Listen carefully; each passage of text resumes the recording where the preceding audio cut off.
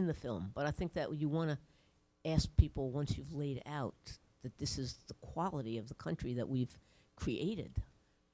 I think that I think another thing that really resonated is, you know, the dehumanization, the attempt to dehumanize people, which I think that that is what punishment is about. It's about trying to destroy people fundamentally. It clearly doesn't work in terms of bringing out of people a desire to be different and a desire to contribute positive things. So I think that to me, prison, what I always felt about prison, and is that prison is about erasing people.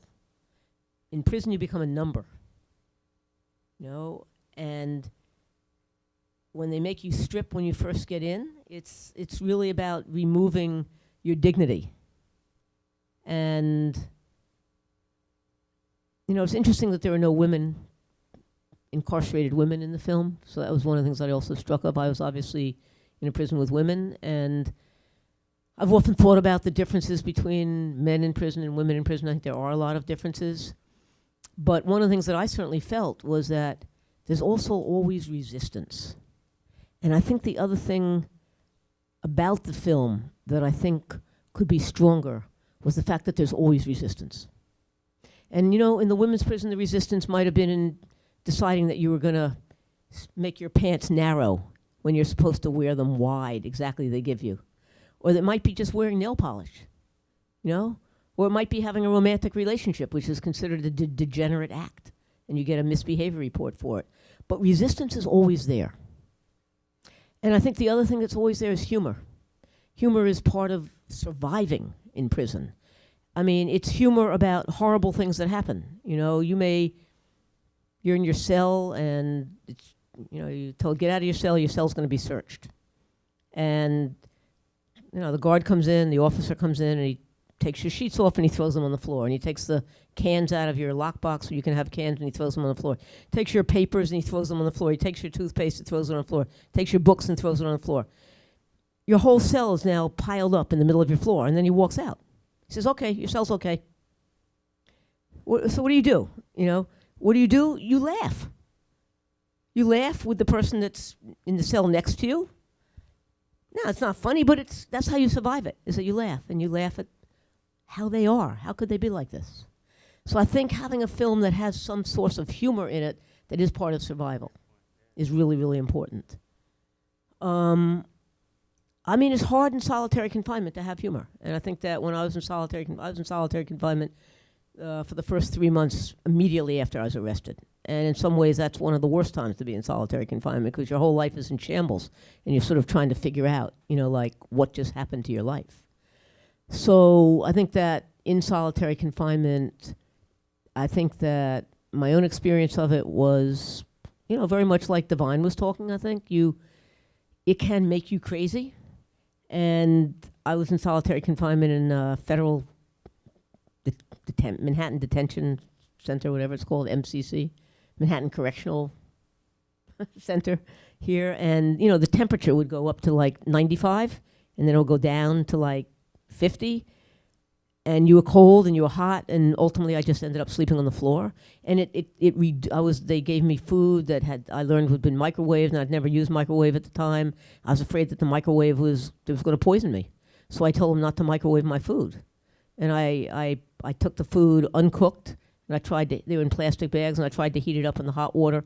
So you get really paranoid because you're so powerless. And, you know, I think that trying to find the strength in solitary confinement is hard, and trying to find the humor in solitary confinement when you're alone is really hard. But so I'm not really saying that solitary confinement is as easy to find humor in as when you're with other people. I think that really matters. I'm going to stop and just let other people talk. I agree. I think it's worth looking for. It's I think a piece of what You know. What can add to the whole experience if we can find that there. So that's valuable. Thank you. But it's powerful. So I just want to hear other people talk and hear everybody talk. Wow. Kathy just brought me back to a place that I don't really like to go back to. So I was never supposed to get out of prison. I was sentenced. I had over 117 years. I did 10 of those. I got out on a loophole, not because I was innocent. And I was actually guilty of most of the things, a couple of things they threw in, but that's generally what police do. If you fit, the MO, they figure, we got some open cases. We got somebody who fits the MO. We'll just close the cases and throw it in. So, I had to take all of that. If I could say anything, I'll say this. If there's anyone in the audience who has someone who's in prison, who's been in prison, maybe you haven't written them in a while, haven't visited them in a while, and you don't understand how serious and how important that is, I just want you to imagine just never hearing children play in a playground, never hear the sound of laughter, never be able to, hear, the sound of traffic, people, walking by, just totally cut off from any kind of life form. They're even hearing a dog bark or a cat meow. And you're in an abnormal environment where the abnormal becomes normal. For instance, they generally don't want to give you the newspaper on the same day that the paper comes out. I still don't know what the rationale for that is, but you generally get the paper a few days later. So you'll get Monday's paper like on Wednesday or Thursday, because they want to disassociate you from reality as much as possible. You don't realize this at the time, but, hindsight is 20/20. And as Kathy pointed out, when you go to prison, you're a number. You're not a name. So they need to do some things to let you know that you're not a human being. And so if the correctional officer comes down the tier and you happen to be, fondling yourself at the time and you don't hear him and he or she catches you, they can and will charge you with destruction of state property. That you are not allowed to fondle yourself, to play with yourself.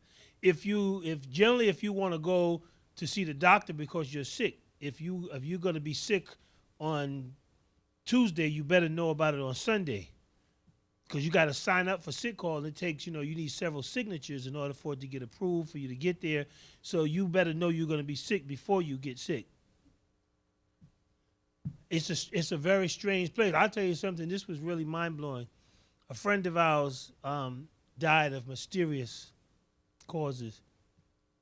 And his parents apparently came to the prison because they wanted to claim the body and bring him back to New York City so he could, get a proper burial.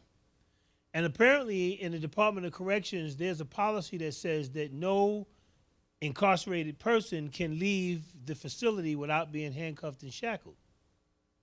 So, of course, when the mother and the funeral director came in to claim the body, they brought the person out on a gurney and took the sheet off, and the mother had to watch as they took the handcuffs and shackles off her dead son to transfer the body from one gurney to the next. Now, I'm sure that the policy did not apply to dead bodies, but in the Department of Corrections, they go by the letter. They don't deviate from it. So I'm just giving you a broad sprinkle of what it's like to be in prison. Just imagine watching somebody's throat get cut and watching them bleed out. I mean, bleed out means all the blood that was inside their body, it bleeds out on the floor. And you watch it, and you cannot say anything. Because if you say anything and draw any attention to the person that did it, then you could become the next mark. So you have to learn to see danger, smell danger, taste danger, feel danger, and suppress danger all at the same time. And you do this for years and years and years and years, and then finally one day when they say you can go home, they let you out, and you're supposed to walk back out into society and be a normal, productive citizen. You should ask my daughter. I've been home 24 years, and my daughter says, "Pops, you still a little bugged out, right?"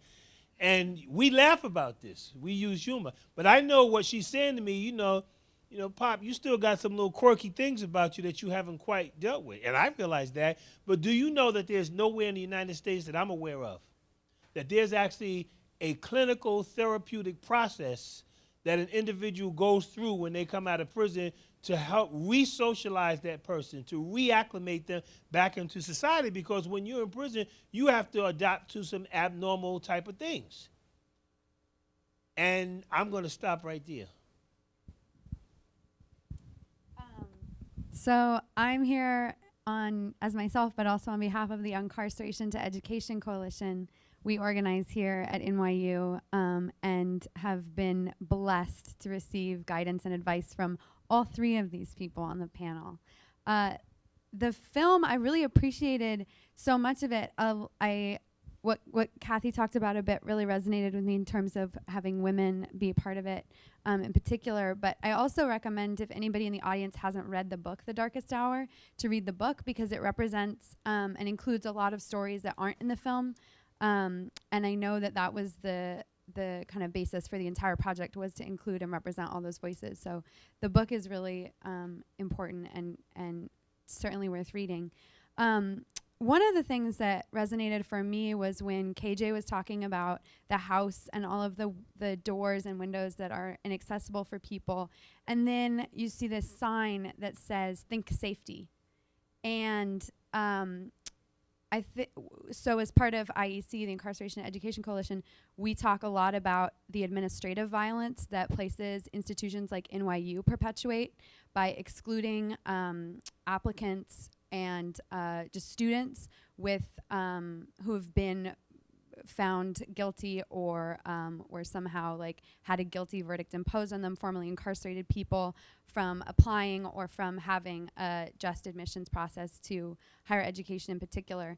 One of the things we're thinking about is like disrupting the other side of the school to prison pipeline, which we see as the kind of reentry or new entry process back into society, and hoping to end the process of asking about criminal history on college applications. So that's something that really resonated with me in the film, was thinking about this institution in particular, seeing the film at this institution and thinking about the ways that NYU is really perpetuating this kind of what's often more invisible administrative violence, what's certainly normalized administrative violence, and something that keeps those of us with different kinds of privileges who are certainly on the outside from having to see the violence that's perpetuated behind bars. So. Thank you. I'm hearing so much that I think is going to be useful going forward. I mean, the thought about really thinking about humor, resistance, transition home for those who do come home. Obviously, the presence of women, I think, can't be underscored enough in terms of thinking about the mass incarceration movement. And with the film, it did start off as the book, and just a little bit of background.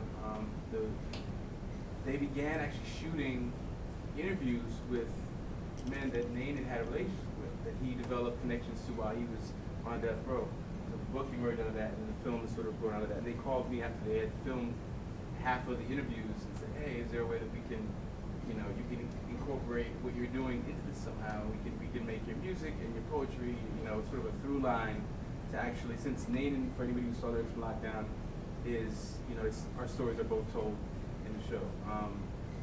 But this is so I can't say enough about how important this is, because with Lyrics, with what it is, with most of the work that I've been involved with, it's the process for me is most helpful, most meaningful, is to actually do what you can and then open it up to the community to actually be part of the conversation and the process, to figure out actually where it is and what's valuable enough to keep and where it needs to really be refined and massaged. So all of those comments are really useful. I want to open it up and just see if there are any comments or questions, thoughts anybody wants to share. I really appreciate everybody who's hung around so long to be with us, and I would love to just open it up for any questions for anyone here that folks have, please. Yeah, I wanted to comment on the film. I think it's great. One thing that I would like to see in it is a paradox between the United States as a religious, Christian, God-fearing country, and then one that seeks a lot of retribution for crime, and how we reconcile this, and especially in southern states, especially where people profess this deep religiosity and they are some of the strongest proponents of death penalties and capital punishment. Excellent point. Excellent point. Well, you know, the point you raised, you got to understand that incarcerated persons are not people. According to the laws of this land, according to the 13th Amendment, you know, that, you know, slavery is abolished, except if you're convicted of a crime. Which basically means that if you're convicted of a crime, then you're the exception. Then that means that you're no longer, you know, a person.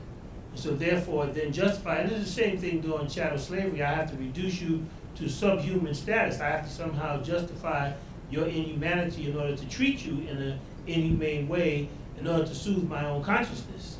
So, you know, there's a whole, this is a very complex issue. You know, I just got finished watching the series of, it came on for the last 3 days, the Book of Negroes. For those who watched it, it was profound, and it just, you know, reminded me, you know, how much we still are in the same kind of complex type of situation, you know, and prison is just a modern day manifestation, you know, of what, you know, this country has been known for, and that's, you know, punishing people. It's just, it's unfortunate. I don't know how we get out of this situation, because the threshold for pain is so high that the average person almost has to be near death before they even know they're in danger. It's gotten that bad, you know, and that's affecting all folks. We're not talking about just the direct victims. We're talking about rich people, poor people, black people, white people, young people, older people, are all in the stranglehold. The criminal punishment system now is so vast and so pervasive that it has impacted now every walk of life. Nobody's free anymore. Everyone now is caught up in this. So that's a very serious point. I'm gonna do a whole chapter in my book on that. Thank you. What's your name? Craig Mills. Thank you, Chris. Please. Say your name, please. Oh, Mani? I saw his hand first. That's all right. I'll come back to you next. I'm sorry. My name is Zafar. So I recently read an article about someone that was accused of a crime, and they were put in Rikers for 3 years before their case was even brought to the court. And it was, they wrote, the article was about how not only his time in prison, but his time after prison, about some tendencies you pick up in prison that doesn't change you, like, it doesn't change after you get out of prison. Like, stuff that he would do before, hanging out on the stoop with his friends, now he can't even stand to like see people. He can't stand to be around other people. And when he's by himself in his room, or he can't sleep or sit, he just stands and paces up and down. And I learned a lot about life in prison, like from the theater company, and I just wonder, like, we never really like got into depth about life after prison. Like, how is it, like, what is it like your tendencies, your personality change, your job, getting a job, like that, like how is it like? You know, a couple things. One thing is, like, when people come home from prison, they've had to adapt in prison to being a certain way. I mean, you have to be obedient. You have to become kind of passive. You have to let go of a lot of normal things, like you can't open a door. I mean, the door has to be open for you, you know? You can't make a medical appointment. I mean, you can go and sign up for screening, but when you have your appointment, it's going to be like on a list. There'll be a list that you'll see it up that morning, and then you come home, and you have to take initiative to do everything. Right? You have to take initiative to figure out where you're going to get medical care. You have to be able to be assertive just by looking for a job. You have to be assertive. You have to take responsibility for yourself. You have to be assertive in all the areas. And yet in prison you've learned you have to be passive. Because if you're not passive, it's seen as challenging the authority there. And I think there's a tremendous need to adapt to life in prison that is completely counter to being able to rebuild your life when you come home. So that's one thing I want to say. I mean, I work with, I think both Divine and I, have this experience. Every Thursday I meet with a group of men and women who have just come home from prison. You know, I watch people walk in, they've done 25 years in prison, they have their head down, literally down. I mean, they're shy, they're afraid to talk. They've been defined as bad. They have they been rehabilitated or not? Well, the parole board let them out, some indication. But for them to rebuild their sense of pride and dignity, it actually takes time. You know, and I've watched people come into the group and their head is kind of down, and then maybe 6 months later they're actually holding their head up high. But it's a process of building your own self-confidence. And then when you have to face these boxes, whether it's on a college application and it's on jobs, and you can't go to public housing, you're constantly being rejected. And you're constantly being excluded. So every attempt that you make to try to rebuild your life, in many cases, you're going to be rejected and excluded. So that struggle to assert yourself as being a worthwhile human being is something that people all have to go through when they come home.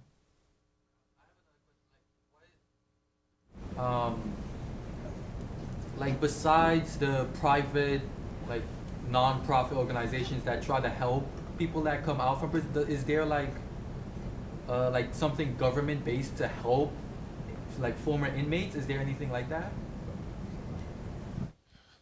Well, it's interesting you would ask that question because someone just said to me, they said, well, it seems like there's more services for people who've been to prison than those who haven't been. And I told them, well, it only seems that way, but actually that's not actually true. There are a number of services. There's no one place. I just was in Columbus, Ohio, speaking to people in the private sector who we are attempting to encourage to hire people with criminal backgrounds. And one of the things that we had to inform them that there are interests. Corporations go into business to make money. So if you want to talk to them, you have to speak in their language. So we had to speak to them about the bottom line. Why would it be in their best interest to hire someone who's formerly incarcerated? So we had to talk about federal bonding. We had to talk about federal tax credits, state tax credits. There are all kind of packages. You know, there's empowerment zone dollars that go to the private sector for hiring folks. And then you have to start talking to them about individuals, believe it or not, who come out of prison with some skills that they can hold on to and might even be useful if they know how to transfer those skills over. You know, there's a discipline that's required. You know, the employer wants to know that you're going to come to work on time. They're going to want to know that you're going to be focused. So you got to be very creative. But what I will say is this, and I have to say it because it's the truth, that the prison industrial complex is of itself a business, right? Prisons are not built to beautify the landscape. They're not built because someone wanted to experiment in architectural design. You know, prisons are built in order so that units can be filled, and those units are cells. And the only way money is made is those cells got to be filled. So, you know, there's a interesting dance that we're playing here because on the one hand, you have folks who will come out publicly and say they want to reduce the prison population. They want to reduce recidivism and they want to provide support for people coming out of prison. But the reality is that if prisons were to close, let's just say we woke up tomorrow and all prisons were closed, you know how many hundreds of thousands of jobs would be lost? You know how many careers would go down the drain? You know how many lives would be affected? I mean, and not just those communities that support the prisons, you know, communities across the board. So this issue is a complex issue, you know, and we're working on it. We just don't have the time tonight, but we actually have some things that we could say about that. So 2 more hands, 1 and then 2. 3. 1, 2, 3, and go ahead. We're gonna wrap up after that. So I really love the music and the poetry, and I think that brought a lot of humanity to the film and to the inmates. I thought the filming of the inmates themselves, even when they were behind glass, it still had a lot of humanity in it, which I think is hard to do. A lot of shows about prison, like it feels cold. And the next thing I'm going to say, I hope it doesn't come across as offensive, but I work with youth, and it's always a struggle to make sure that the teaching artists are not taking up the airspace, and that the youth are the ones that are speaking. And I found in the film that it seemed like there was a lot of your story, and there could be more stories coming from the book and from the prisoners that they had gone through. A lot of my story, a lot of my voice. A lot of your voice, right? Voice. A lot of your voice, Right. yeah, absolutely. Right. That's valid. I appreciate that. Yeah. So, I mean, I want to. The editor, Lin Yue, director Adolfo Cantubia Villarreal, and the second director, producer Robin Short are not here, but I'm going to share these comments with them for sure. So, and that's definitely something that I've thought about. Like, it's hard for me to look at the moments when I'm there, you know. So I've asked them to pull back and pull back and pull back, but I had your confirmation, yeah, that I was right. So yeah, I'll take that back to the conversation. Thank you. Uh-huh. Oh, me? Oh, okay. My name is Kayla, and dang it.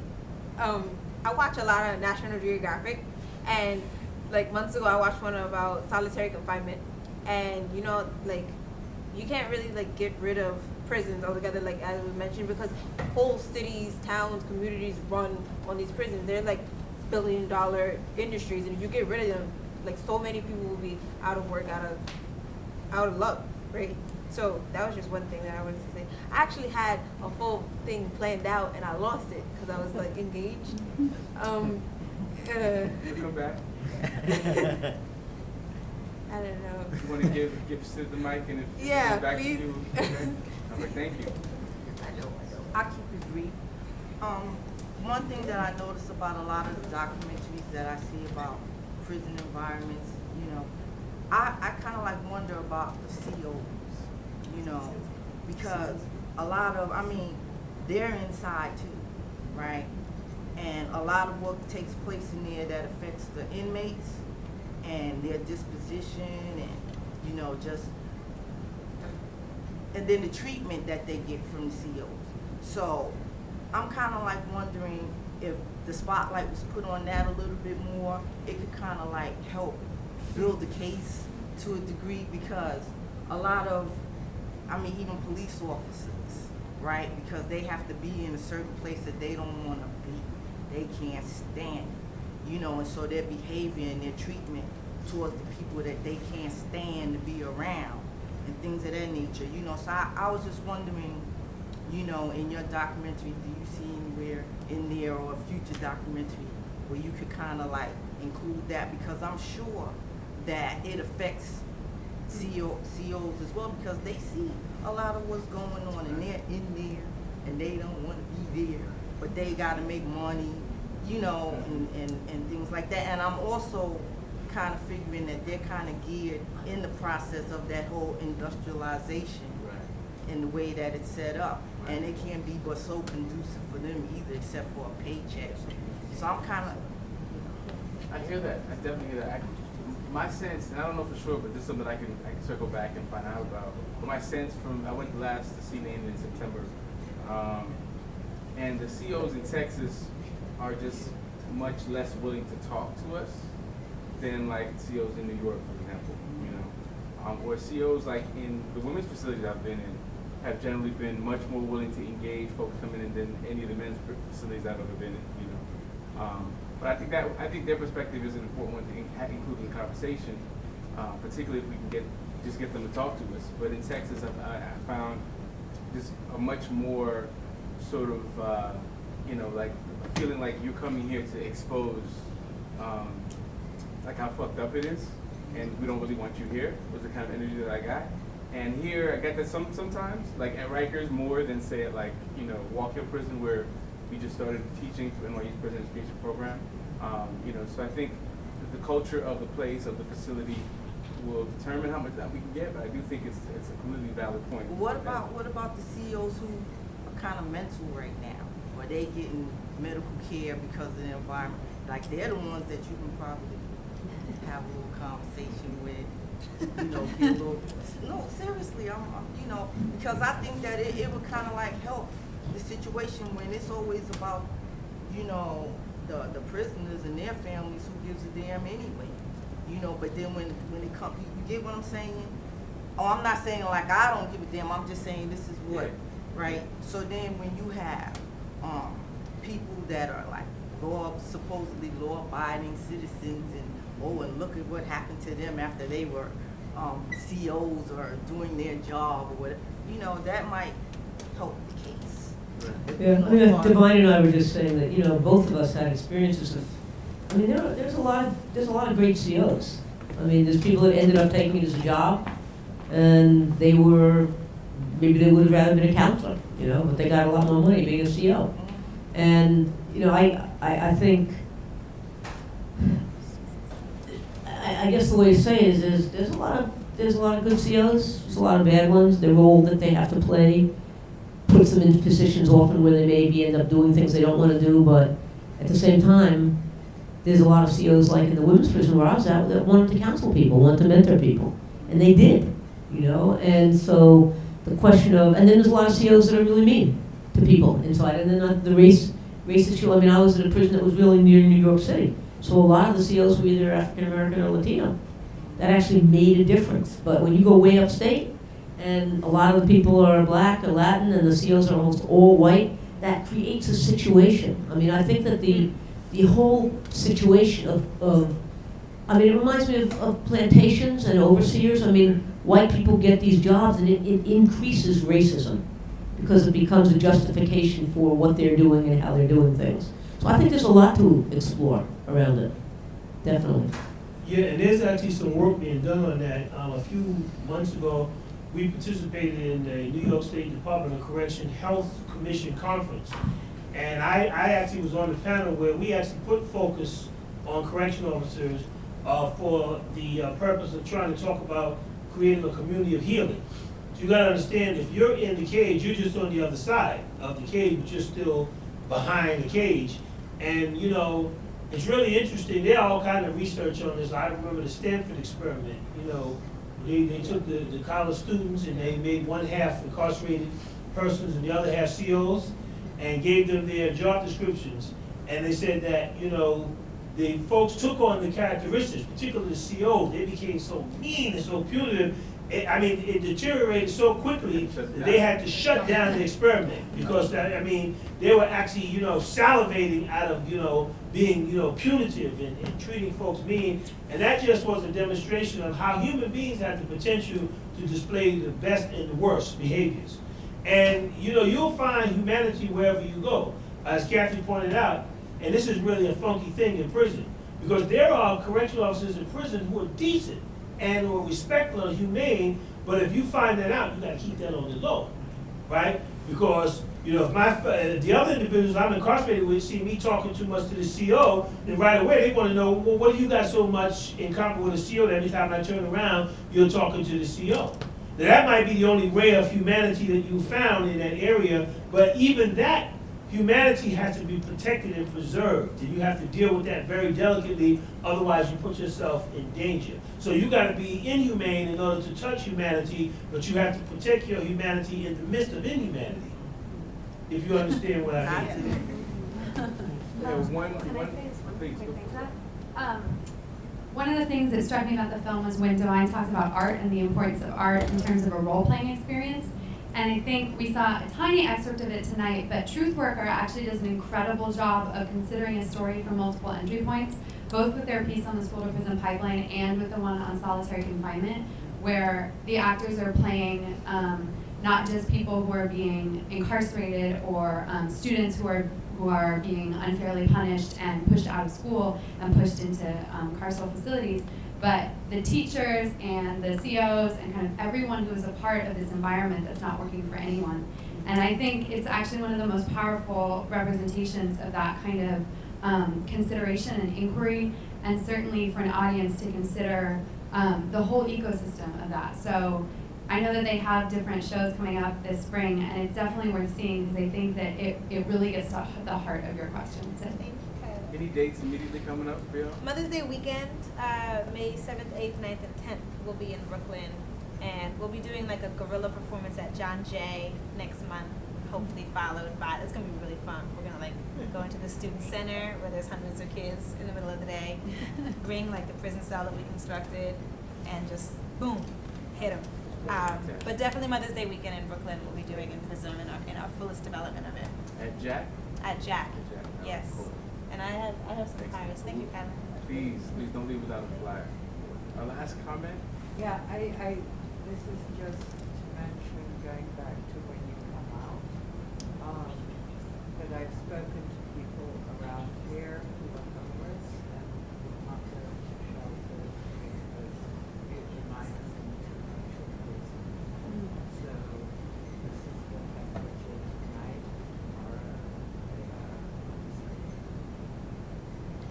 If you didn't hear what she said, they will not go into the shelter because yeah, she's mentioned her awareness of people who came out of prison and will not go into a shelter because the shelter is too reminiscent of a prison. It's like going out of prison and going back, so these individuals end up homeless. And it's true, in Brooklyn, where my office is, in the Bedford-Stuyvesant area, they have one of the largest men's shelters in New York City on Atlantic Avenue, Brooklyn. On any given day, over 70% of the individuals, the men who are in that homeless shelter, are formerly incarcerated individuals. And I dare to say more than 2/3 of that number are individuals who have some kind of history of addiction, mental illness. If you didn't have it before you went in, you certainly have it coming out. And again, this is not being addressed, but I'll tell you something even more profound than that, something we're focusing on at the Center for New Leadership. And that is, let's say we were able to address folks coming out of prison. And let's say we were able to address correctional officers and bring them healing and counseling and therapy and so forth. You know what we've overlooked? We've overlooked 30, 40, or 50 years of mass incarceration and the trail of destruction that has left, in the trauma to those communities, those families, and those individuals that have been left in the wake of this mass prison buildup that we haven't even discussed yet. And we're talking about the 9 million children of incarcerated parents who did nothing to no one. All they are is a child who 40% of whom watched their parent get arrested and carted off to prison, and then had to go to school the next day and be taunted by other kids who say, your mommy's a jailbird. That hasn't even been dealt with. That's a whole nother piece that we very rarely talk about. I just figured I'd throw that in because that's kind of something different. I want to say thank you to Kyla, to Divine, to Kathy for joining us. Can we give them all a big round of applause? I got to acknowledge that incarceration education, Center for New Leadership, and the Center for Justice at Columbia have all played a role in helping to shape the prison education program at NYU that is just beginning this semester. And so this is all part of that ongoing work. And I want to thank you all for being here. We actually have the parting gifts. I think we have enough for almost everybody. And so all the music that was in the film is on this digital mixtape. And so as you leave, it's a USB, so it's a flash drive, right? But it's also a mixtape. And so there's 15 tracks of music from the film, 15 videos connected to the film and related issues, and then 50 hyperlinks for folks coming home from prison, the organizations that will help you get connected to everything from healthcare to job opportunities, vocational opportunities, education opportunities. So there's hyperlinks on there for you to check out and to share with the world. So please grab this on your way out. And thank you all so much for coming out. I want to thank the Gallatin Theater staff. Give it up for them for being here holding us down. Have a wonderful night and get home safe. Thank you.